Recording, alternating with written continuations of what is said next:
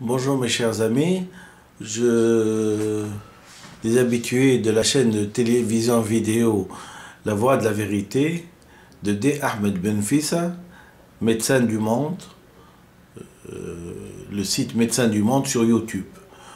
Et je continue donc sur ma lancée de lecture des différents chapitres du petit livre rouge de Mao Tse-tung. Et on est au dernier chapitre, le 10e, c'est-à-dire le rôle dirigeant des comités du parti. Le rôle d'abord, vive la République populaire de Chine. Le rôle dirigeant du comité du parti. Le rôle dirigeant des comités du parti. Le système du comité du parti est une importante institution du parti pour assurer la direction collective et empêcher qu'une seule personne s'accapare la conduite du travail.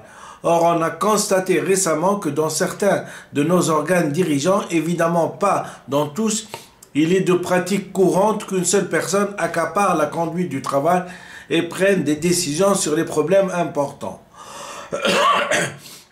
Ce n'est pas la réunion du comité du parti qui décide les solutions à donner à d'importants problèmes, mais une seule personne, et les membres du comité du parti ne sont là que pour la forme. Les divergences de vues entre les membres du comité ne peuvent être résolues et sont laissées longtemps en suspens. Les membres du comité du parti ne maintiennent entre eux qu'une unité de forme et non de fond. Il faut changer cet état de choses. Désormais, il faut qu'un bon système de réunion du comité du parti soit établi partout. Des bureaux du comité central aux comités préfectoraux, des comités de front aux comités de brigade et aux régions militaires. Sous commission de la commission militaire révolutionnaire du parti ou groupe de dirigeants, ainsi qu'au groupe dirigeants du parti dans les organes gouvernementaux et les organisations populaires, dans l'agence d'information et les journaux. Tous les problèmes importants, évidemment pas les questions sans conséquence, ni les problèmes dont la solution discutée en réunion a déjà fait l'objet d'une décision qui ne demande plus qu'à être exécutée, doivent être soumis au comité pour discussion. Il faut que les membres présents expriment leur vue sans réserve et arrivent à des décisions précises dont l'exécution sera assurée respectivement par les membres intéressés. Le rôle dirigeant du comité du parti. Les réunions d'un comité du parti doivent être de deux sortes. Réunion du comité permanent et réunion en séance plénière. Et il ne faut pas les confondre. De plus, retenons ceci, la direction collective et la responsabilité personnelle sont également indispensables. Il ne faut négliger ni l'une ni l'autre. Dans l'armée, pendant les opérations ou quand les circonstances l'exigent, les chefs responsables ont le droit de prendre des décisions d'urgence. Le rôle dirigeant du comité du parti. Raffermir le système du comité du parti. 20 septembre 1948, œuvre choisie de Mao Tse-tung, tome 4. Le secrétaire d'un comité du parti doit savoir être un bon chef d'escouade. Un comité du parti a de 10 à 20 membres. Il est comparable à une escouade dans l'armée. Et le secrétaire est comme le chef d'escouade. Bien conduire cette escouade, n'est certainement pas facile. Actuellement, chacun des bureaux ou des sous-bureaux du comité central a une vaste région sous sa direction et assume de très lourdes tâches. Diriger, ce n'est pas seulement déterminer l'orientation générale et les mesures particulières d'une politique, c'est aussi élaborer de justes méthodes de travail. Le rôle dirigeant du comité du parti. Même si l'orientation générale et les mesures particulières sont justes, les problèmes peuvent encore se poser si l'on ne prête pas assez d'attention aux méthodes de travail. Pour accomplir sa tâche qui est de diriger un comité du parti doit compter sur les hommes de l'escouade et les mettre à même de jouer pleinement leur rôle. Pour être un bon chef d'escouade, il faut que le secrétaire étudie sans relâche et examine les questions de fond.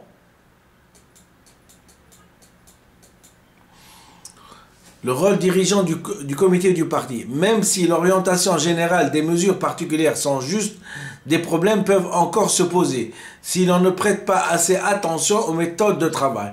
Pour accomplir sa tâche qui est de diriger un comité de parti, doit compter sur les hommes de l'escouade et les mettre à même de jouer pleinement leur rôle. Pour être un bon chef d'escouade, il faut que le secrétaire étudie sans relâche et examine les questions de fond. Un secrétaire ou une secrétaire adjoint arrive difficilement à diriger comme il faut des hommes de son escouade. Il ne prend pas soin de faire du travail de propagande et d'organisation parmi eux, ne sait pas entretenir de bons rapports avec les membres du comité, ou n'étudie pas les moyens de conduire avec succès une réunion. Si vous, les hommes de l'escouade, ne marchent pas du même pas, ils ne peuvent compter diriger des millions de gens dans le combat et l'édification. Méthode du travail du comité du parti. 13 mars 1949, œuvre choisie de Mao Tse-tung, tome 4. Vive la République populaire de Chine. Mettez les problèmes sur le tapis. C'est ce que doivent faire non seulement le chef d'escouade, mais aussi les membres du comité. Ne faites pas de critiques par derrière. Dès qu'un problème se pose, convoquez une réunion. Mettez-le sur le tapis. Discutez-le. Prenez des décisions et le problème sera résolu. Si des problèmes existent, mais ne sont pas mis sur le tapis, ils resteront longtemps sans solution et pourront même traîner des années durant. Le chef d'escouade et les membres du comité doivent se montrer compréhensibles dans leurs relations mutuelles. Le rôle dirigeant du comité du parti. Il n'y a rien de plus important que la compréhension, le soutien et l'amitié entre le secrétaire et les membres du comité, entre le comité central et les bureaux, ainsi qu'entre les bureaux du comité central et les comités du parti. Le rôle dirigeant du comité du parti. Méthode du travail du comité du parti, œuvre choisie de Mao Tse-tung, tome 4. Échanger les informations. Autrement dit, les membres du comité du parti doivent se tenir mutuellement au courant et échanger leurs points de vue sur les choses qui sont parvenues à leur connaissance. Cela est fort important pour trouver un langage commun. Or, certains ne le font pas. Et comme l'a dit Lao Tse, ils ne fréquentent pas de leur vie, bien que les coqs qui chantent et les chiens qui aboient chez les uns puissent être entendus chez les autres.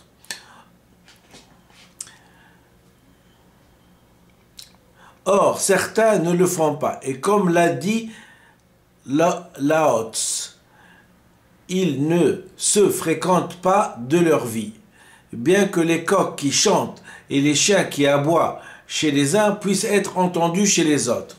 Il en résulte que le langage commun leur fait défaut.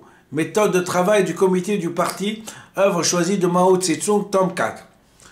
Consultez les camarades des échelons inférieurs sur ce que vous ne comprenez pas ou ne connaissez pas et n'expliquez pas à la légère votre approbation ou votre désapprobation.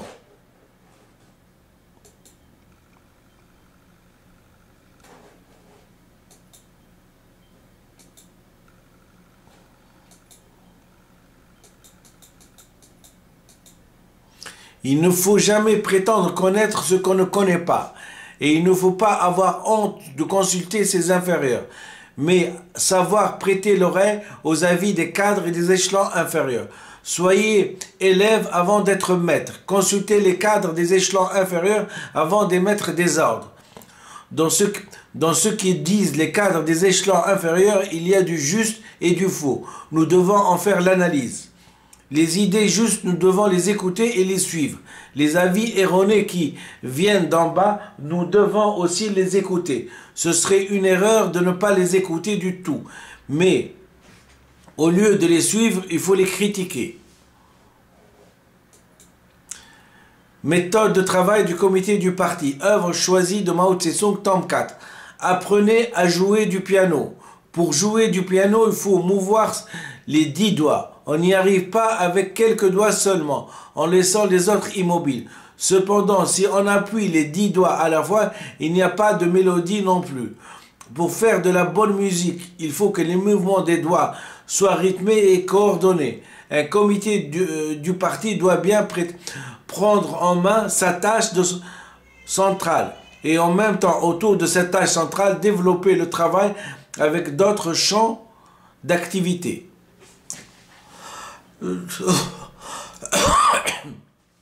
Actuellement, nous avons à nous occuper de bien des domaines. Nous avons à veiller au travail dans toutes les régions, toutes les unités armées et tous les organismes. Nous ne devons pas réserver notre attention à quelques problèmes seulement à l'exécution des autres. Partout où il y a un problème, il faut frapper la touche. C'est une méthode dans laquelle nous devons acquérir de la maîtrise. Certains jouent bien du piano, d'autres mal, et la différence est grande entre les mélodies qu'ils en tirent. Le rôle dirigeant du comité du parti. Les camarades du comité du parti doivent apprendre à bien jouer du piano. Méthode du travail des comités du parti, œuvre choisie de Mao Tse-tung, tome 4. Prenez fermement les tâches en main. Nous n'attendons pas là qu'un comité du parti doit non seulement prendre en main des tâches principales, mais encore les prendre fermement en main. On ne peut bien tenir une chose qu'en la prenant solidement en main, sans desserrer les doigts, si peu que ce soit.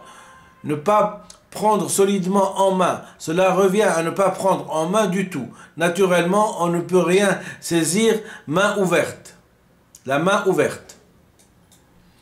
Et lorsqu'on ferme la main, mais sans la serrer fort, on a l'air de tenir une chose et pourtant on ne l'a pas vraiment saisie. Il y a de nos camarades qui prennent certains en main leur tâche principale, mais comme ils ne prennent pas solidement en main, ils ne peuvent faire du bon travail. Ça n'ira pas si vous ne prenez pas les tâches en main, ça n'ira pas non plus si vous ne les prenez pas en main fermement. Méthode du travail du comité du parti. Œuvre choisie de Mao Tse-tung, tome 4. Apprenez les chiffres en tête. Cela signifie que nous devons prêter attention à l'aspect quantitatif d'une situation ou d'un problème et faire une analyse quantitative fondamentale. Toute qualité se manifeste par une quantité déterminée et sans quantité, il ne peut y avoir de qualité.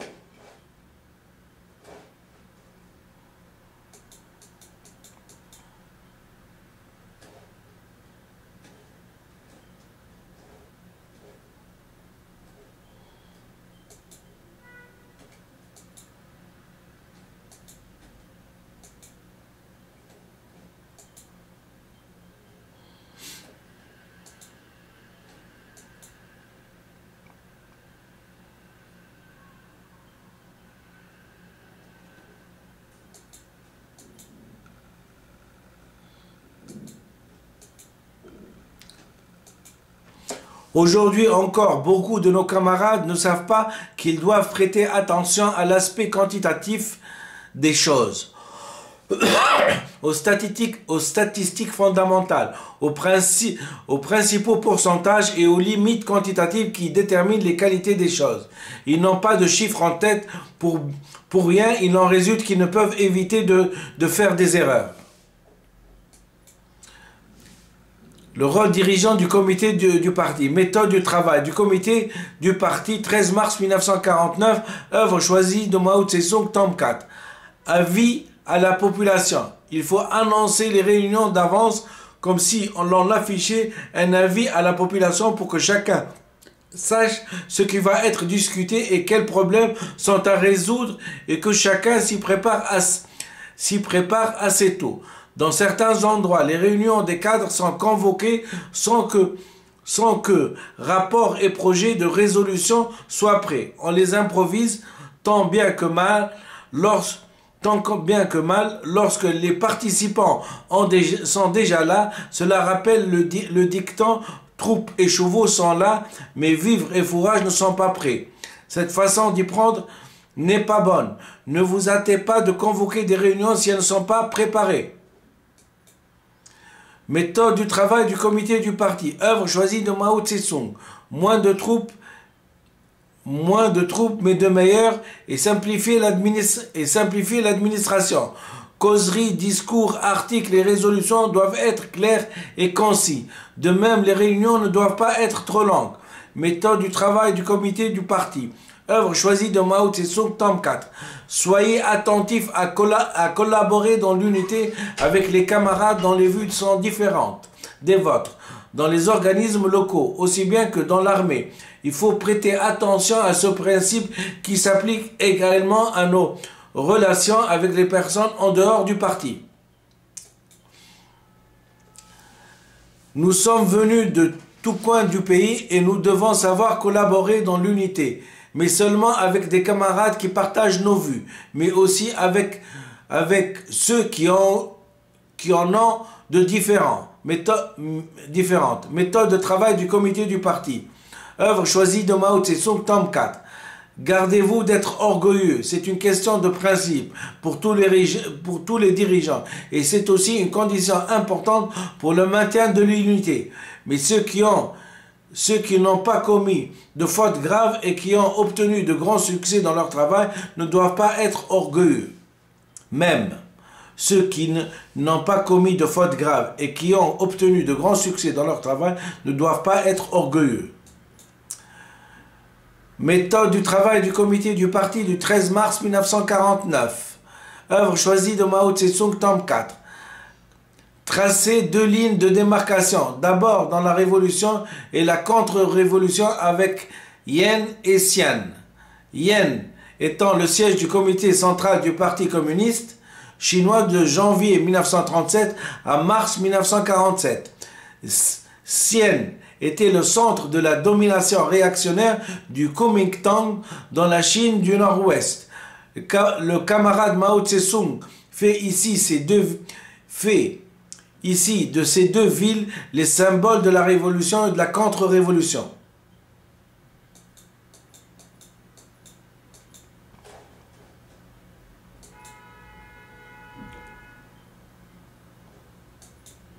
Certains savent qu'ils doivent tracer cette ligne de démarcation. Par exemple, lorsqu'ils combattent la bureaucratie, ils parlent de yen, comme s'il n'y avait rien de bon, et ne font pas la comparaison ni la distinction entre la bureaucratie à yen et la bureaucratie à xian.